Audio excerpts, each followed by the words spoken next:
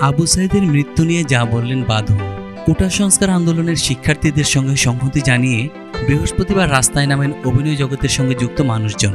এই মিছিলে হাঁটতে দেখা যায় অভিনেতা মোশাররফ করিম, আজমিনী হক বাঁধনদের, ছিলেন রাফায়েত রাশিদ, মিথিলা ও আশফাক নিপুণ, সোহেল মণ্ডলের মতো অসংখ্য শিল্পীকে। এই দিনের জামায়াত থেকে ফিরে আনন্দবাজার অনলাইনের সঙ্গে কথা বলেন অভিনেত্রী বাঁধন। বাঁধন বলেন, যেদিন থেকে এই ঘটনা ঘটেছে দু চোখের পাতা এক করতে পারিনি। একটা অসহ্য পরিস্থিতি চলছে। আমাদের দেশের ছাত্ররা দেখিয়ে দিল কিভাবে প্রতিবাদ করতে হয়। আমি কথা বলতে গিয়ে হয়তো রেগে যাচ্ছি। যে হত্যাকাণ্ড ঘটে গেল এবং ঘটছে সেটার বিচার কি আমি চাইবো না? যদি না চাই তাহলে তো আমি এই রাষ্ট্রের কেউ না, তাহলে তো অমানুষ।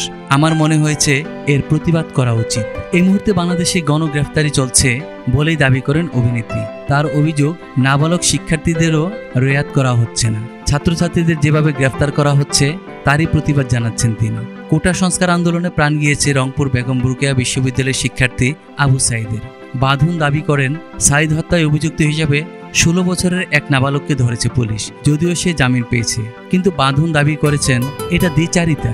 তিনি বলেন, যতদিন শিক্ষার্থীরা এই আন্দোলনে রয়েছে ততদিন তাদের সঙ্গেই থাকবেন। বাঁধন বলেন, আমার প্রশ্ন, রাষ্ট্র কি জাতির কাছে ক্ষমা চাইবে না? নাবালকদের যেভাবে গ্রেফতার করা হচ্ছে মানতে পারছি না। আমি স্বস্তিতে থাকতে পারছি না, কারণ আমিও মা। 12 বছরের একটি মেয়ে আছে আমার। গণমাধ্যমের বিরুদ্ধেও ক্ষোভ প্রকাশ করেছেন তিনি। অভিনেত্রীর দাবি, তার দেশে নিরপেক্ষ সংবাদ পেশ করা হচ্ছে না। তিনি বলেন, আমার 12 বছরের মেয়েও বলছে বন্ধ করে এসব ভুয়া খবর।